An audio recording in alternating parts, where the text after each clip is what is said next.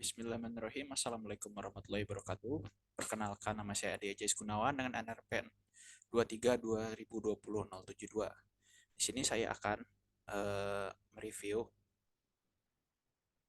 proposal yang saya buat, yaitu pemetaan area terdampak abrasi dan kaitannya dengan pemetaan tata ruang di wilayah pesisir eretan Indramayu.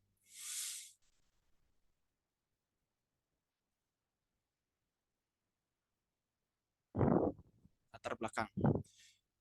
Indramayu merupakan salah satu kota dengan pesisir terbanyak yang cukup uh, luas ya di wilayah Jawa Barat atau Provinsi Jawa Barat. Meskipun begitu, banyak dari kawasan pantai Indramayu ini mengalami perubahan. Ya, bisa dikarenakan faktor ekonomi laut, lalu kondisi fisik laut, dan juga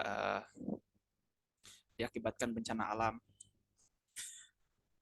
Masalah yang diakibatkan oleh alam sangatlah beragam, bisa dikarenakan bencana alam tsunami, badai, kenaikan protozoa atau plankton, atau bencana alam lainnya. Hal ini membuat dampak yang membuat ekosistem di sekitarnya menjadi tidak stabil, sehingga membuat kawasan atau daerah sekitarnya terpuruk. Sehingga dari masalah besar ini disebabkan hal-hal yang tidak kita sadari, seperti hilangnya tumbuhan tanaman bakau atau mangrove. Tanaman ini merupakan penangkal abrasi alami yang mana cara kerjanya menahan gelombang pasut dengan akarnya, sehingga gelombang tidak merusak ekologi atau ekosistem di sekitarnya. Abrasi pantai adalah pengikisan pantai oleh tenaga gelombang laut dan arus laut,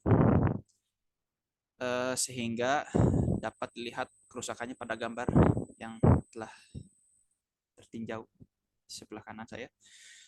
Meskipun banyak rehabilitasi maupun campur tangan membuat batu pemecah ombak dari manusia, tetap saja tidak bisa menahan kenaikan permukaan air laut dan gelombang pasang surut. Hal ini juga dapat membuat tata ruang Kabupaten Indramayu, khususnya daerah pantai, mengalami banyak perubahan yang baru, sehingga diperlukan tata ruang yang baru.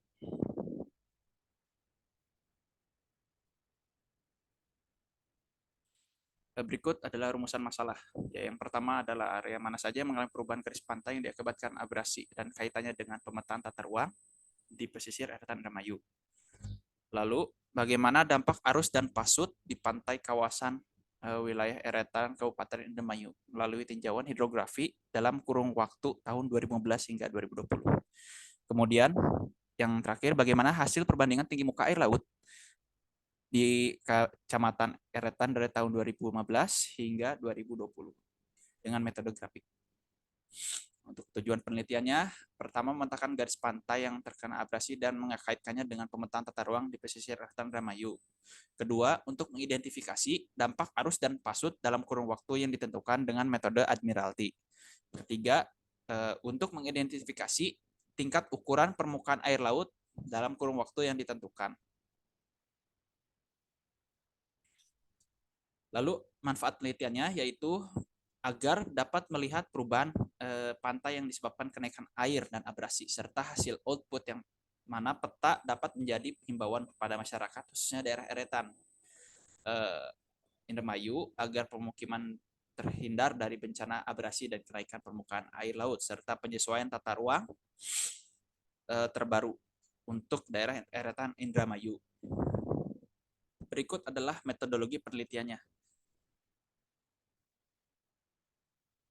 Pertama dimulai data tata ruang, pencarian data tata ruang, lalu pencarian data citra Landsat 8 2015 hingga 2020, dan pengolahan proses perubahan garis pantai menggunakan metode linear regression rate, dilanjut dengan pengolahan analisa data perubahan garis pantai, di mana akan menghasilkan peta area pesisir yang terdampak beserta data tata ruang.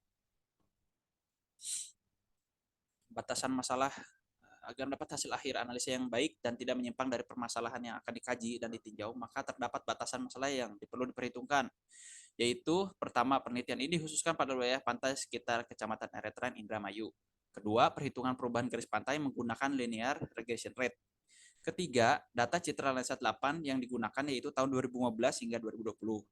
Lalu, data tata ruang diperoleh dari sumber-sumber lain yang relevan. Untuk sistematika penulisan laporan, yaitu pertama, ada bab 1 pendahuluan, di mana bab ini menjelaskan mengenai latar belakang masalah, perumusan masalah, tujuan, manfaat, batasan masalah, dan sistematika penulisan laporan. Lalu ada bab 2 dasar teori, yang mana berisi tentang dasar dalam analisis berupa dasar teori dan rumus-rumus yang digunakan dalam penelitian. Yang ketiga ada metodologi penelitian, yang mana menjelaskan tentang langkah-langkah yang akan dilakukan dalam mengerjakan penelitian ini, yang digambarkan dalam diagram alir penelitian yang disusun secara sistematis. Yang keempat ada analisis hasil dan pembahasan. Bab ini berisi tentang hasil yang diperoleh oleh perhitungan dan analisa yang dilakukan. Yang terakhir ada kesimpulan dan saran. Bab ini berisi tentang kesimpulan yang didapatkan dari keseluruhan hasil analisa dan pembahasan serta berisi saran untuk menindaklanjuti penelitian dengan permasalahan yang terkait. Berikut adalah daftar pustaka. Mungkin segitu saja yang dapat saya sampaikan. Mohon maaf bila masih banyak kekurangan. Wabillahi taufiq wal hidayah. Wassalamualaikum warahmatullahi wabarakatuh.